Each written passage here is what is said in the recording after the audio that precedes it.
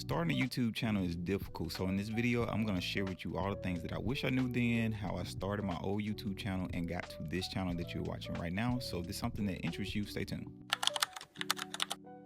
Welcome to Truth with Trey, where we love real talk. We talk about real life things that you might be going through that you probably talk to with a family member or a friend. So if you like that kind of content, make sure you hit that subscribe button and notification bell so you don't miss another video. So you're trying to do this YouTube thing, man. Let me tell you. It was like 2020 when I first started my first channel, and I thought it was just simple as turning on the camera, speaking, and pressing record, editing, and uploading. I was totally wrong. What? Bro, what are you talking about, man? The biggest thing I had a problem with was talking on camera. So you got to realize when you doing YouTube videos, you're literally talking to yourself. you talking to like a camera, nobody's in the room.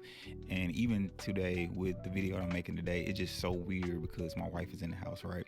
And it's so weird making a video where I'm talking to myself, looking at myself in the camera and trying to think of things to tell you all, but that's part of the YouTube journey. On my first channel that I started, it was called The Common Advisor. Feel free to go look it up.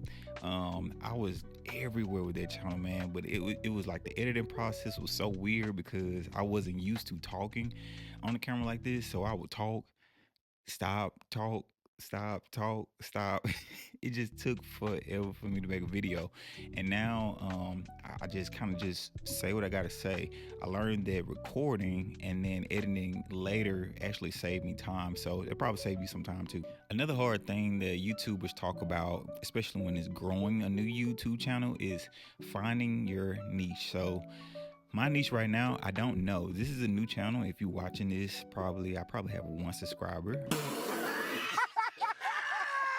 Right, but maybe watching this in the future and I have a lot of subscribers. Either way, finding your niche is hard because you have so many things that you want to talk about in your brain, things that you went through, lifestyle, health, making money online. It's like endless possibilities. I would say the only way to really find out your niche is to get on the camera, record, and start making videos. That's essentially what I'm doing with this channel. So this is a brand new channel. Like I said, if you're watching this now, it's probably new. Maybe you are watching this in the future, and then welcome. But I'm trying to find my niche. So just talking about different things, getting them out, whether I put them on a piece of paper, whether I think about them throughout the day. I do make notes, but finding that thing that YouTube likes and that YouTube is going to push out to your audience, it's kind of hard to do. The best way I found to help me with this is to go to YouTube and just search things that I like to see, and then I start getting to the search bar and I'll say how to do this or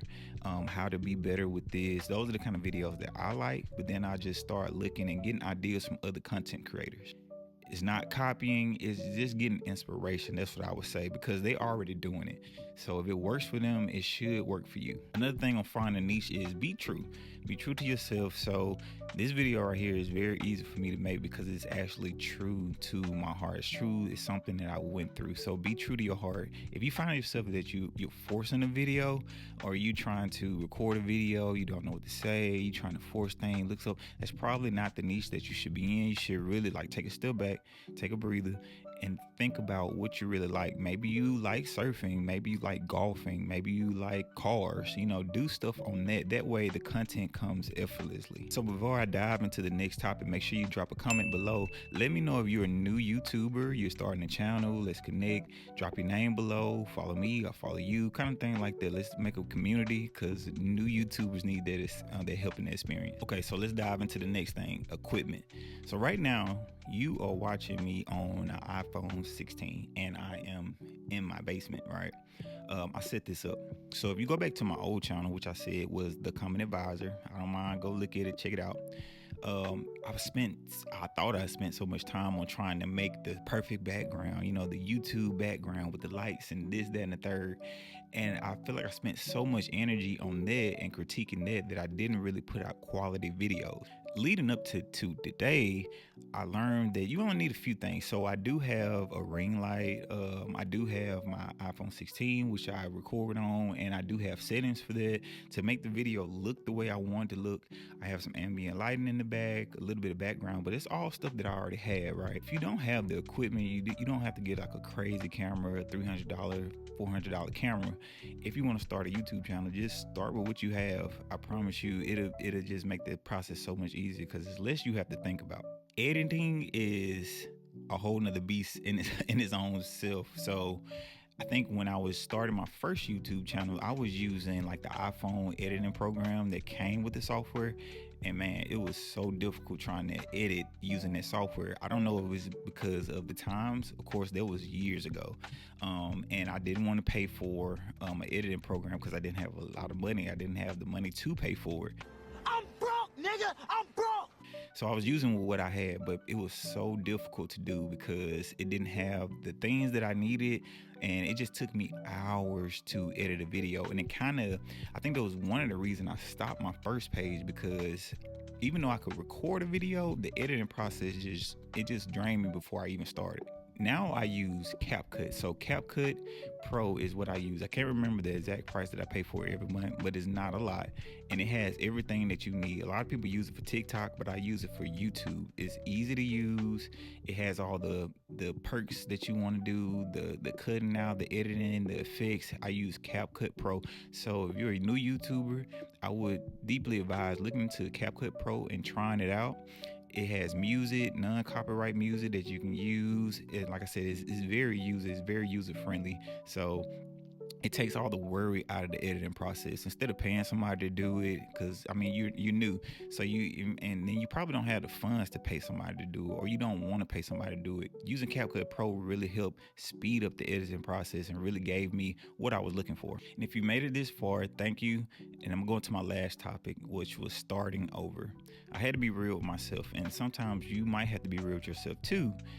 The videos that I was putting out and the channel that I had, even though it was growing, I think I got that channel to about 2,000 subscribers. I actually got monetized on that channel.